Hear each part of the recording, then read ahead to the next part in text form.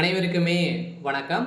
சற்று முன் கிடைத்திருக்கக்கூடிய ஒரு மிக மிக முக்கியமான செய்தி ஒன்று வெளியாகியுள்ளது.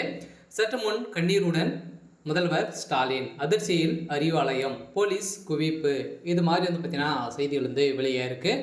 இப்போ சமீப காலத்திலேருந்தே திமுகவில் பார்த்தீங்கன்னா ஒரு மிகப்பெரிய திமுகவுடைய கூட்டணியில் ஒரு மிகப்பெரிய சம்பவம், பெரும் அதிர்ச்சியும் பெரும் பரபரப்பையும் ஏற்படுத்தியிருக்கு இல்லையா.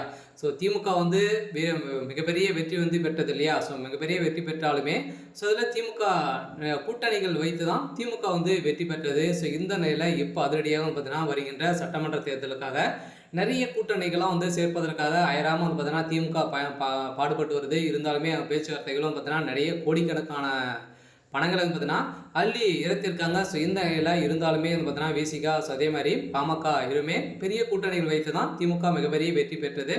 ஸோ அதே மாதிரி தான் பார்த்தீங்கன்னா இப்போ அதிரடியாக 2 கட்சிகளும் இப்போ வெளியில் போக போகிறதாக ஸோ தகவல் வெளியாக இருக்குது. சில திமுகவுடைய கூட்டணியை சல்லியாக உடையக்கூடிய விதமாக தான் இப்போ நடந்திருக்கு. ஸோ இந்த நிலையில் தான் முதல்வர் ஸ்டாலின் அவர்கள் பெரும் அதிர்ச்சியில் இருக்காரு. சில அறிவாலயமே ஒரு பெரும் பரபரப்பை அறிவாலயத்தில் பரபரப்பை ஏற்படுத்திருக்கு. இருந்தாலுமே ஏற்கனவே பார்த்தீங்கன்னா கனிமொழி எம்பி கனிமொழி அவர்களுக்கும் முதல்வர் ஸ்டாலின் முடிய நிறைய பிரச்சனைகள் இருக்குது. அவருக்கு துணை முதல்வர் பதவி கொடுக்கணும் அப்படின்ற மாதிரியும் அவங்க கேட்டுட்டு இருக்காங்க.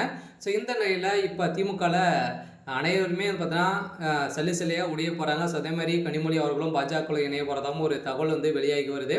ஸோ இதை பற்றியெல்லாம் இந்த வீடியோவில் ஸோ நம்ம முழுமையாக பார்க்கலாம். ஸோ அதுக்கு முன்னாடி நம்ம சேனலுக்கு இப்போ தான் நீங்கள் முதல் முறையாக வந்திருக்கீங்க அப்படின்னா மறக்காமல் ஸோ நம்மளுடைய சேனலை சப்ஸ்கிரைப் பண்ணி சப்போர்ட் பண்ணுங்கள். ஸோ வாங்க வீடியோக்குள்ளே போகலாம்.